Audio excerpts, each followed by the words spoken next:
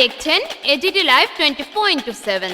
आप देख रहे हैं AGT live 24/7। You are watching AGT Live 24/7।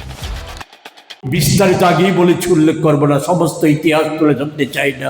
আমি শুধু বলতে চাই সাম্প্রতিককালে পৌর নিগমে 16 কোটি টাকা যে ব্যাংক জালিয়াতির মাধ্যমে লুটপাট হয়ে গেল, একজন করণিককে গ্রেপ্তার করেছিল ক্রাইম ব্রাঞ্চ বা পুলিশ, কিন্তু তদন্তের অগ্রগতি কোথায়? যাকে গ্রেপ্তার করা হয়েছিল আইনের নিয়ম অনুযায়ী সময় পেরোনোর পর উনি জামিন পেয়ে গেছেন, কিন্তু যেই প্রভাবশালীদের নাম বা নিগম থেকে যেখান থেকে চেকটা পেয়েছিল, চেকগুলি গিয়েছিল বলে অভিযোগ, সেখানে কোনো কর্তা ব্যক্তিকে, দায়িত্বপ্রাপ্ত ব্যক্তিকে পুলিশ জিজ্ঞাসাবাদ করেছে বলে তো কোনো জানা নেই।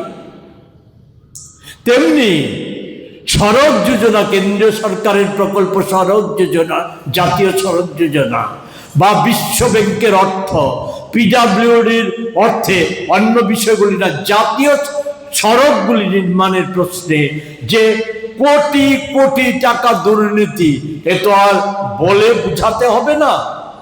এটা সরকারও স্বীকার করে নিয়েছে যে নিম্নমানের কাজ হচ্ছে। কি করে করতে পারলো ঠিকাদারি সংস্থা? হাজার হাজার কোটি টাকা লুটপাট হয়ে গেল।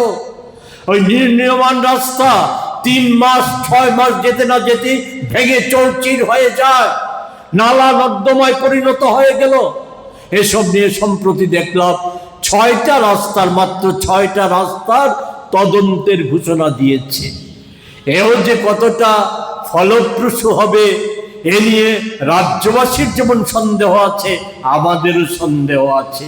কারণ আরেকটি উদাহরণ দিতে চাই, যে জৈনিক মন্ত্রী সকলেই জানেন যে মন্ত্রী প্রকাশ্যে সংবাদ মাধ্যমে উনি বলেছেন উনি সোর্স মানি নিয়ে থাকবেন।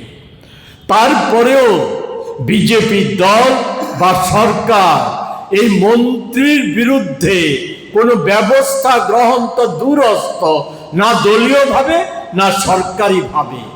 এটা আমাদের যে উনি যে মন্ত্রগুপ্তির শপথ পাঠ করেছেন তারও বিরুদ্ধে এবং প্রকাশ্যে দুর্নীতির অভিযোগে তার বিরুদ্ধে আইনি ব্যবস্থা নেওয়াটা সরকারের দায়িত্ব, কর্তব্যের মধ্যে পড়ে। পুলিশ সহযোগে মামলা নিতে পারত, এটাও লক্ষ্য করা যায়নি। ওনার বিরুদ্ধে এই ক্যাপিটাল কমপ্লেক্স থানায় সেখানে এফআইআর দাখিল করার পর আজকে প্রায় দীর্ঘ 2 মাসের বেশি সময় অতিক্রান্ত হয়ে গেল, কিন্তু মামলা এখনো রেজিস্টার হয়নি।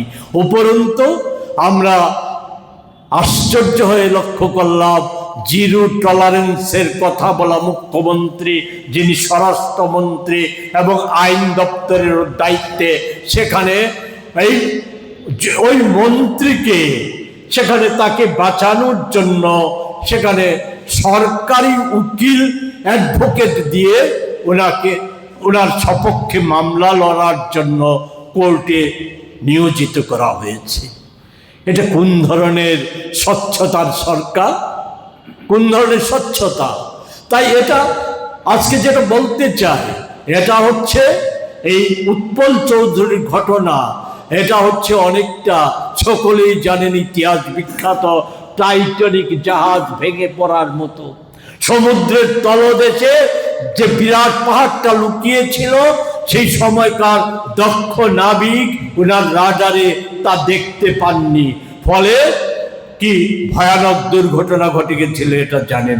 আমাদের রাজ্যে দুর্নীতিটা এমন পর্বত প্রমাণ হয়ে গেছে যে এটা ওই উৎপল চৌধুরীর ঘটনা একটা সামান্য এই পর্বতের নুড়ির টুকরো না, কোটি কোটি টাকা হাফিজ হয়ে যাচ্ছে। আর এই যাচ্ছে কোথায়? কমিশনের মাধ্যমে তাদের কাছে যাচ্ছে।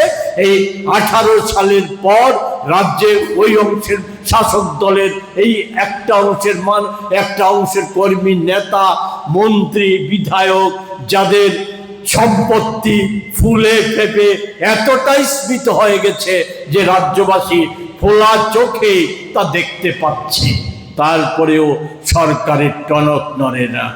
প্রতিদিন নানা খবর প্রকাশিত হচ্ছে, আজকেও সেখানে খবর প্রকাশিত হয়েছে বিশ্ব ব্যাংকের বরাদ্দকৃত টাকা সে এলিমেন্ট প্রকল্পে সেখানে কর্মসংস্থানের সুযোগ ছিল, সেই সুযোগ কেউ কাজে লাগাচ্ছে না, লুটপাট হয়ে যাচ্ছে, অর্থ লুটপাট হয়ে যাচ্ছে। আমি আর কথা না বাড়িয়ে মাননীয় মুখ্যমন্ত্রীর কাছে আপনাদের মাধ্যমে আরও একবার আবেদন করব, স্বচ্ছতা যদি জিরো টলারেন্স ওনার মুখের কথা না হয়ে মনের কথা হয়ে থাকে, তাহলে এটা কথা না বলে কাজে প্রয়োগ করে দেখা। শুধু বললেই চলবে না। উৎপল চৌধুরী পূর্বতন সরকারের কোনো এক মন্ত্রীর আত্মীয় কথা বলে নিজেদের দায়িত্ব এড়ানো যাবে না। কারণ শিক্ষা দপ্তর বলুন, নগর উন্নয়ন দপ্তর বলুন, স্বরাষ্ট্র দপ্তর বলুন, এই দপ্তর তিনটা দপ্তরের কথাই বললাম, আর ওই সড়ক দপ্তরই বলুন, এই চারটি দপ্তরই অন্যান্য দপ্তরের নয়, মুখ্যমন্ত্রীর দায়িত্বে। ফলে মুখ্যমন্ত্রী আজকে প্রমাণ করে দেখাতে হবে যে এই দপ্তরগুলিতে এই ব্যাপক পরিমাণ এই বৃহত্তর জালিয়াতিগুলি কি করে হলো, এটা বের করে দৃষ্টান্তমূলক পদক্ষেপ নেবেন বলে আমরা আশা পোষণ করব। সামনে তাকায়